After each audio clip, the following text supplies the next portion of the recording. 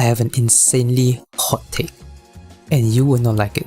But I think Ange is a must pull, not because she's strong, but because she's a navigator.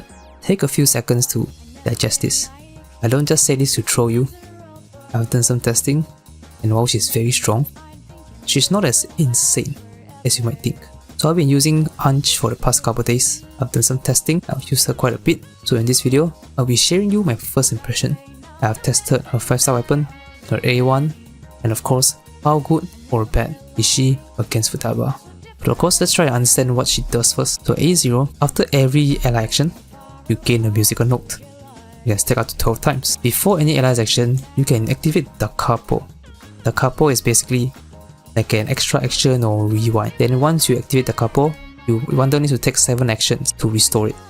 And the extra action doesn't count as the action. Okay, you don't really need to worry about this for this video because all the testing is done in like 6 turns, because that's a typical rotation. So the capo will remove a debuff from one ally. Then at the end of the target's next action, you will give an extra action, and this extra action is basically a rewind. You will basically carry forward all your HP, your SP, your buff, your debuff. Pretty much everything except for highlight. So if you use a highlight already, you use the capo, you don't get back the highlight. So basically you can only use the skill or gun or something.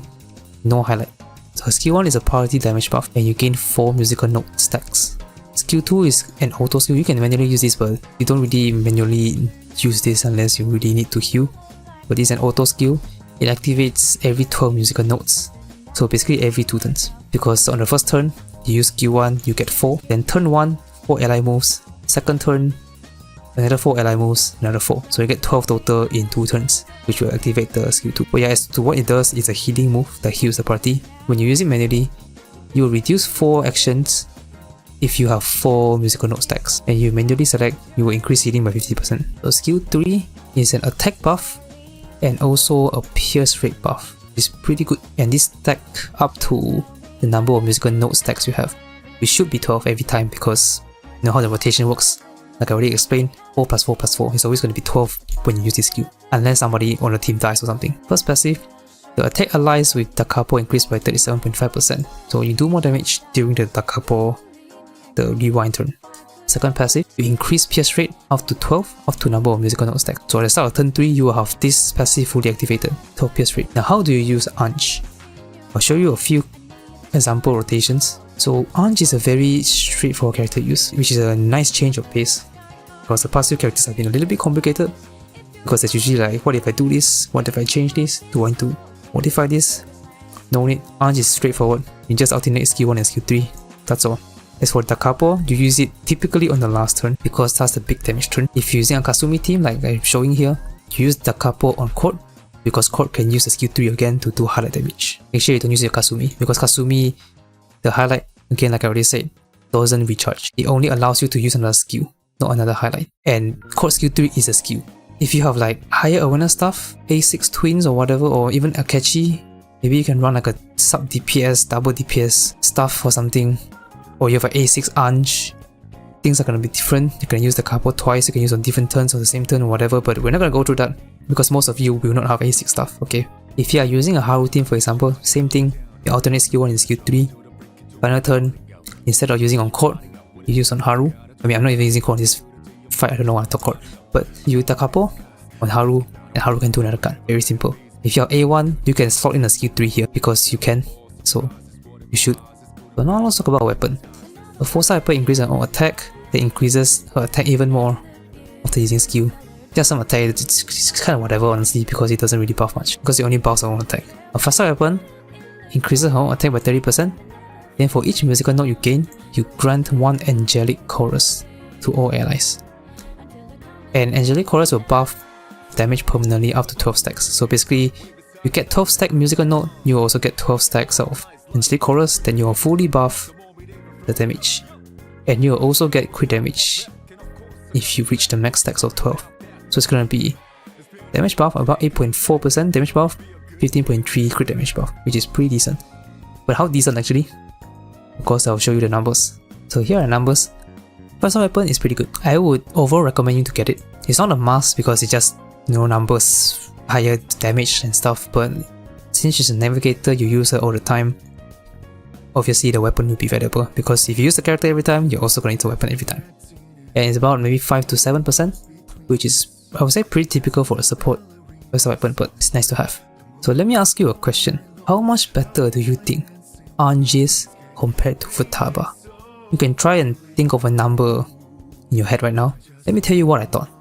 Before I started testing, I thought at the very least, Ange is better than Futaba by 30%. That's the bare minimum. And I think that number can potentially go up to 50% better. After doing the test, I was honestly disappointed. So you see, it's only 7% for the Kasumi team, maybe 21% for Haru team. Way below than what I was thinking. And to try and understand why it's not as high as I thought, or maybe you thought as well, I had to dig deep and list out all the buffs and debuffs that both these characters do. So here's a table comparing the buffs they have. So Ange is worse overall. Low attack, quite a bit lower actually, like it's like almost 2 times less. Attack percent about the same. Crit damage, actually almost the same. Pierce rate, maybe a little bit better, I guess. So for Futaba's pierce rate, I had to convert the defense debuff 65.7 defense debuff to pierce, assuming 260% defense coefficient. And damage percent about the same, but there's one very crucial thing that I cannot really put here, I guess, if that makes sense, because of the skill 3. Futaba's skill 3 buffs weakness damage and not damage. It's different. Weakness damage and damage are different.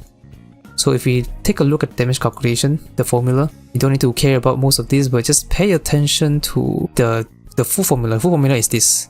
I just want you to pay attention to damage bonus and weakness coefficient. Damage bonus is your typical damage percent. When you often see like buff damage percent, like debuff damage taken increase, whatever, those numbers usually fall into this calculation. Futaba falls into this, the weakness coefficient. So weakness hits is 1.2. With Futaba, this 1.2 becomes 1.45. Basically, my point is, the 25% isn't supposed to be in this category. It should be outside here somewhere. And overall, Futaba is just better in terms of the buff and the debuff. Higher attack, everything else is about the same, and Futaba has the advantage of weakness damage increase. That being said, Ange is still better than Futaba overall. Okay, I'm not saying that Ange is worse, I just think why Ange is a little bit underwhelming, because people have been hyping this character up. I was expecting insane stuff from her. But yeah, Ange is still better mainly because of the capo, the rewind, the ability to hit another time, despite that hit being actually worse than Futaba's damage. Because like I said, Futaba's weakness stuff is just more. It's just more damage overall. But yeah, let's go back to the actual scores themselves and understand why there's such a big discrepancy between these three. Why Kasumi only like 7, then why the Haru team is 21? Why is the difference so big? So the reason why is because of the number of times the big damage attack hits. So let's count them, okay? Let's do some very simple math. So for Kasumi's team, she does 1 highlight, 2 highlight, 3 highlight, 4 highlight. 2 from Kasumi herself, another 2 from Court. That is 4 highlight damage. And with Ange, you are going to do a 5th one. So from 4 highlights to 5 highlights, that's a 25% increase. Remember the number? 25% increase. What about Haru? Haru does big damage with the gun, and she uses it 1 time, 2 times. With Ange, it's 3 gun. 2 to 3 is a 50% increase. Kasumi just now was 25, Haru is 50. That's a big difference, and that is why the difference is huge. 7 to 21. Very simple. And I believe that, at least right now in global, I think Haru's team, I think Haru is probably the best like character to fit with Ange because of that gun. If you look at Summer Closer, this is a Summer Closer team. Summer Closer is also high, but less than Haru. Because Summer Closer, while she does like good damage with skill 3, she does it more consistently, if that makes sense. So it's not as impactful to use the capo and use another skill 3. She used skill 3 like 3 or 4 times in the fight. But Ange does have another benefit over Futaba in that Ange's buffs is 100% uptime.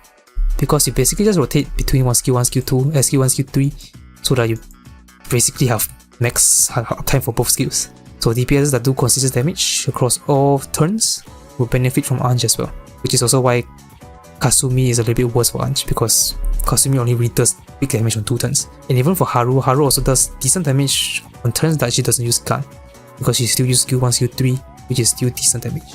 Now let's talk about A1, because I've done some testing with the A1 actually. So at the start of battle, you gain maximum number of musical notes, so 12 immediately at the start, and you reduce the first cooldown time by 4 actions.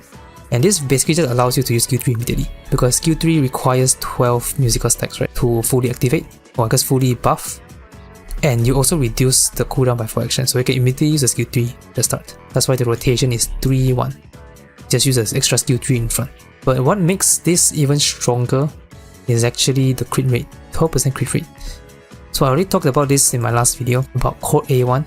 The crit rate can allow you to swap the card. You can swap from crit rate to crit multiplier, which will basically increase crit multiplier. So that's why it's pretty strong. And this A1, this front one is also pretty good. I forgot to mention that having 12 musical note basically fully buff everything. The skill 3 you can immediately use, which is nice. This one passive you also immediately activate because you get 12, right? The 5-star weapon also fully activate, 12 stacks, everything. So you basically activate everything at the start.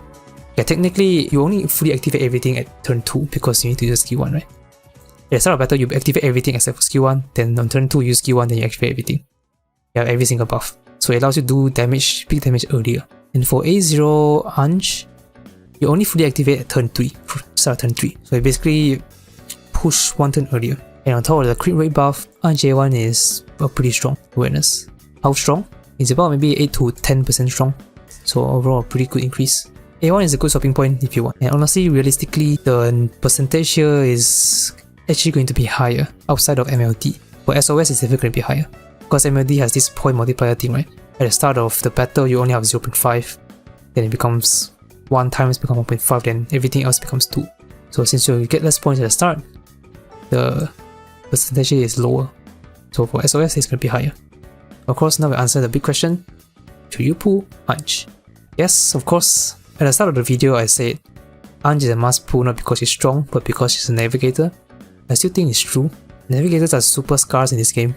After Ange, we're only gonna get 1 more navigator in the near future. Navigators are really rare, and you need a navigator for every team anyways. So just get her. If you have her and Futaba, you're pretty much set, because you really only need 2 like very strong teams. So yes, pull for Ange, at least A0.